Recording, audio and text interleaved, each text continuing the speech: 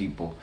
It's me again, L Teddy 27, Angry Teacher Chronicles, and I was tagged in a video by none other than Captivating Christian, the Captivating Christian from the House of Debauchery.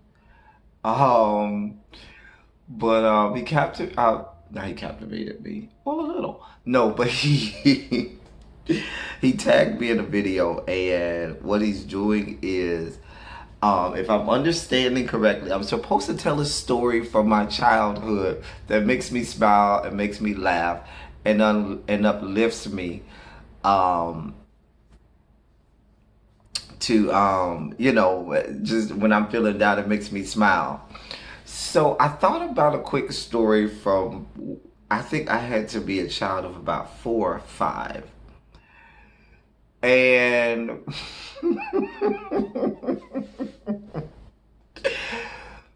okay, so I was about 4 or 5.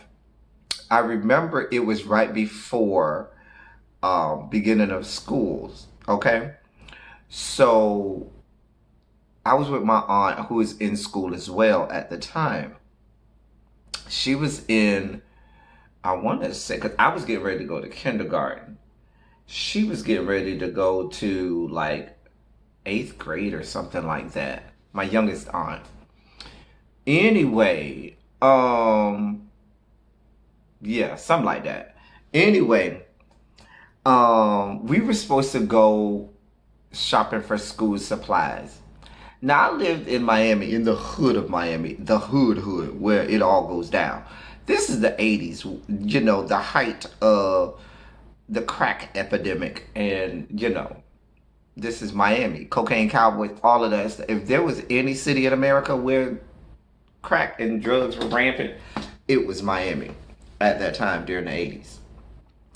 And I stayed in the hood. So this story comes from the first time I'm not going to say the first time I ever met one, but the first time I was introduced to what a baser was.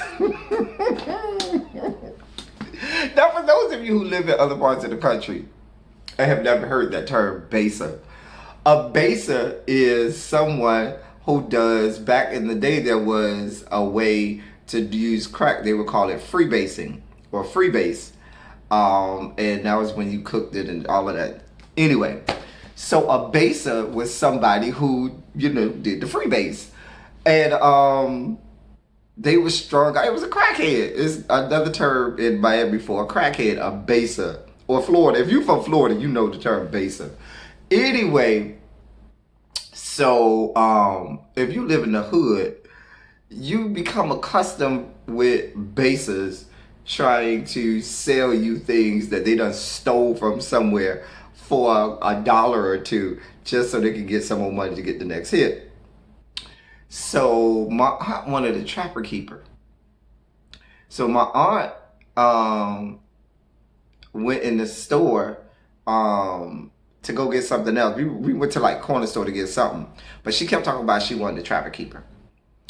I was going to kindergarten, so I ain't had no need for no trapper keeper. But I remember she went in the store and told us to wait outside. So I was waiting outside, and I saw this baser who was looking for, say, I got this trapper keeper, $2. I got this trapper keeper, $2. No, fuck that, $1.50. I'll sell it to you for $1.50. I goes on inside, tell my aunt, it's this man outside. He said he got a trapper keeper for $1.50. My aunt say, child, ain't nothing but one of them bases out there. Go look at it though and see if it look good.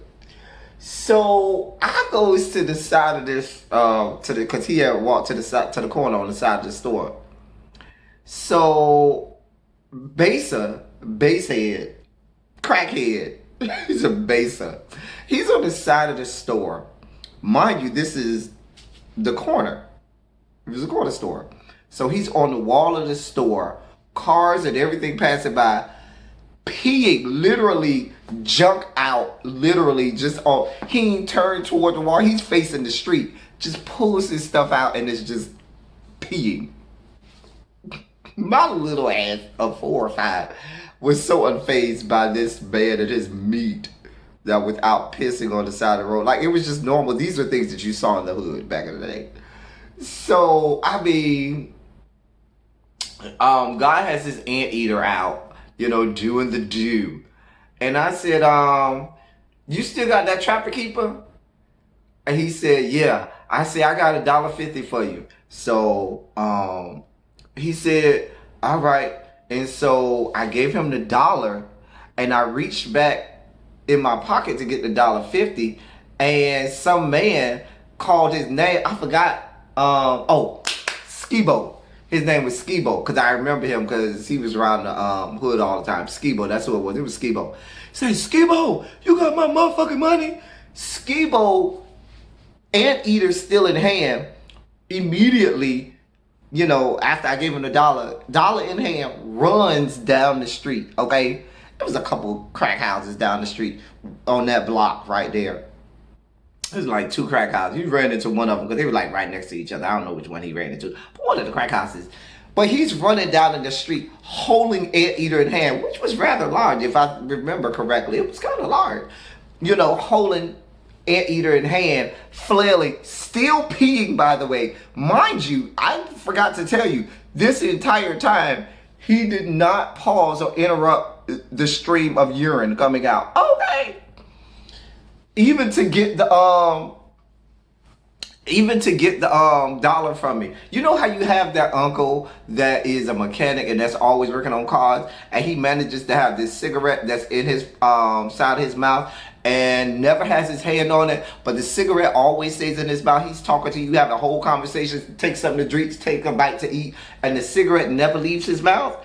That's how his anteater never left his hand, and the stream of urine never stopped. Did everything while peeing, running down the street, pissing all over himself and all over the street from the man. I think he pissed on the dollar too. The baser goes into the crack house. I think I got a little bit of urine on my shoes too. Who knows? Anyway, so my aunt came. I went to the store. She was still getting something. I gave her the Trapper Keeper, and I had my 50 cent left. And back in the day, you could do a whole lot with 50 cent back in the day. I'm trying to tell you. I was able to buy a quart of chips, and I was able to buy 2 packs of non-laters. Y'all don't see me. What kind of quarter chips did I buy? I wanted some, I really wanted some Tom's vinegar and salt, not salt and vinegar, vinegar and salt. Because if you know Tom's, they have vinegar and salt, not salt and vinegar. But they have no more. So I ended up buying some Andy Capp's hot fries and some non-laters, the rainbow non-laters, because I love the rainbow non-laters. That was red, yellow. It was red and yellow. Was it red, yellow, and orange? But it was called rainbow non-later. So good back in the day. But when I think about it now, it brings me joy to this day when I get depressed. Because that was my first iteration of a baser, a crackhead. And I had so many more, so many more instances where I, came into contact with a baser. But nothing will ever be better than, well, no, there are a couple stories that are better. But nothing is, well, there are some that are more memorable. But I always remember my first time remembering coming in contact with a baser and knowing what they were. Anteater in hand, running down the street, pissing all over himself and all over the street to get away from this guy who he owed money to. Shouts out to Skibo wherever he is. I wonder if Skibo is still alive. I hope so. I hope he's not still on crack. Anyway, that was my story. I hope it made you laugh like it makes me smile and laugh thinking about it. What a baser.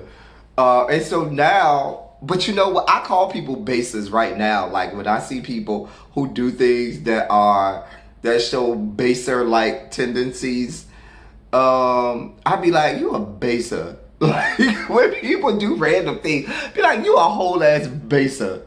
And it makes me laugh. Even now, I'm laughing thinking about it because it kind of helps me not stay down. And I'm thinking about it now. It's putting me in a good mood because I had a really bad day yesterday, and it just put me in a great mood. So I thank you to Captivated Christian for this. I guess I'm supposed to tag some people.